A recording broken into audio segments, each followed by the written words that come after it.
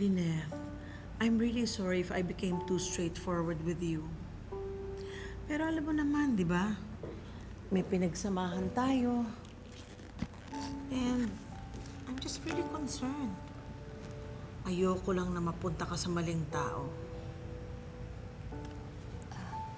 Sinasabi niyo po ba, Ma'am Giselle, na hindi tamang lalaki si Carlos para sa akin?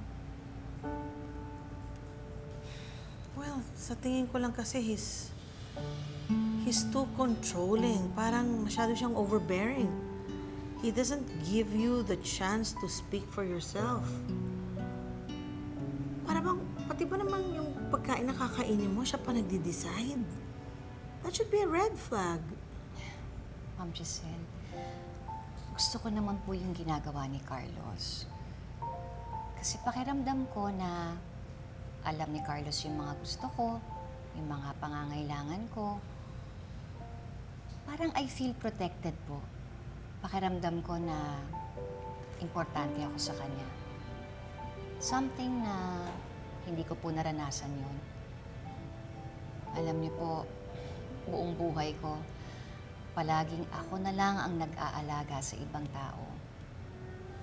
Pero ngayon, may ibang taong nag-aalaga sa akin. May ibang taong nag-aasikaso sa akin. Pakiramdam ko po talaga importante ako.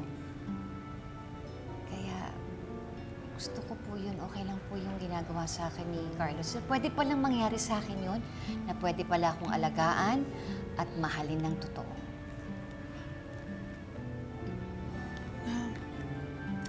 Now I get it.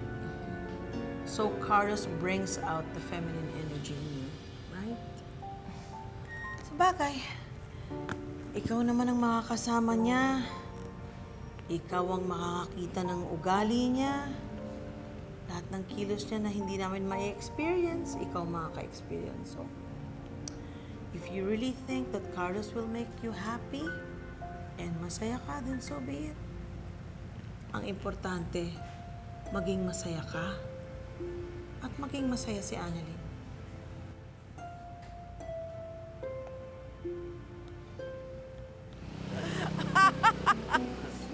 Halika, tawagan na! Tawagan natin si Lynette! Dali!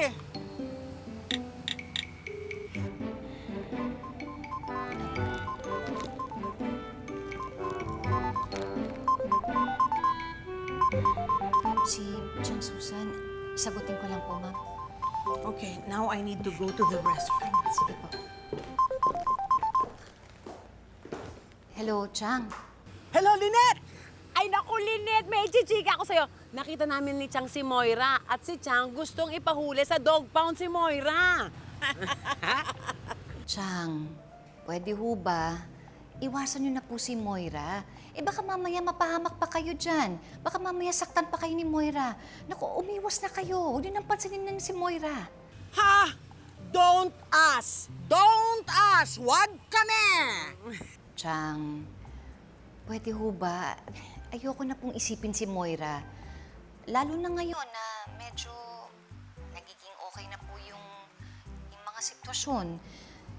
Ngayon po kasi si RJ tsaka si Carlos, kasama ko po ngayon at hindi po sila nag-aaway. Ay, Lynette, iba ka talaga, ha? Kasama mo yung past and present lovers mo, iba.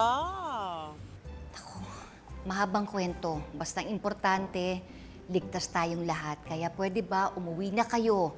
Mag-iingat kayo dyan. Iwasan nyo na si Moira. Oh, sige na, Lynette. Hindi ka na namin iistorbohin dyan, ha?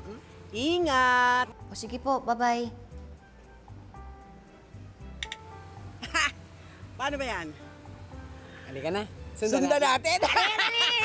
Moira, here we come!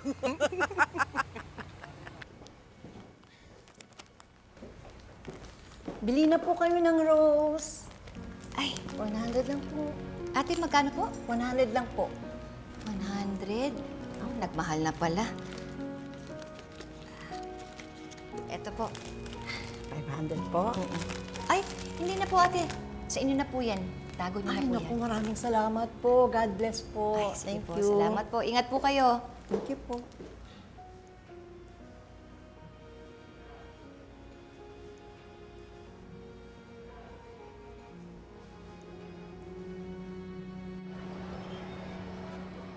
Grabe.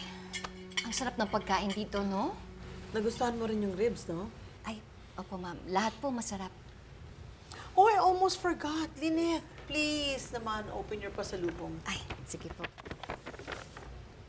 Ay. Carlos, meron naman akong paggagamitan nito. Maganda naman siya eh.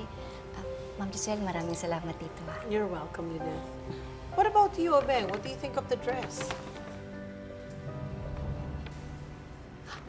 Alam niyo ba, meron akong nakitang nagbebenta ng mga bulaklak dyan sa labas.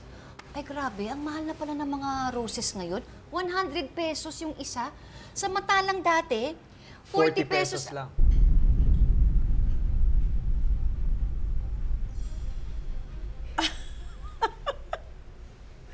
Ang cute nyo. Naalala nyo pa?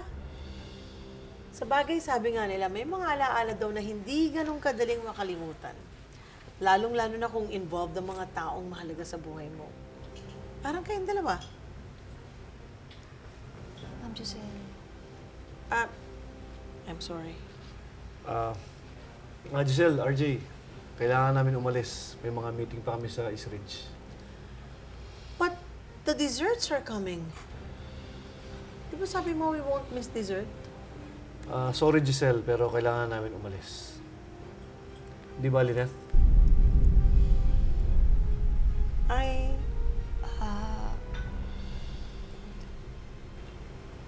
Ma'am Giselle, pasensya na po pero sa ibang araw na lang po tayo mag-dessert. Kailangan na po kasi talaga namin umalis. Okay. Sige, pare. Sige. Ma'am Giselle, salamat po ulit. Salamat po sa lunch, salamat po dito. RJ.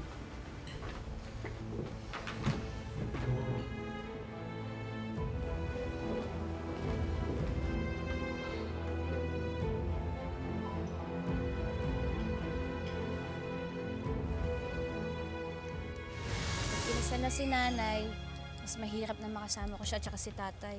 E di, habang hindi pa kinakasal si Tita Lynette tsaka si Doc Carlos, e di gumawa kayo ng maraming memories kasama yung nanay tsaka tatay mo. Basic. Nay! Tay! Anak! Tara, sakay po kayo! Nag-set up ng date si Anlin para kay Lynette at RJ. She just want to spend time with her parents dahil hindi pa raw niya nagagawa yan simula nung bata siya. Thank you, Lynette, for letting me be a part of Annaline's life. For letting me be a father to my daughter. Maraming salamat, Lynette. Ikaw ang aking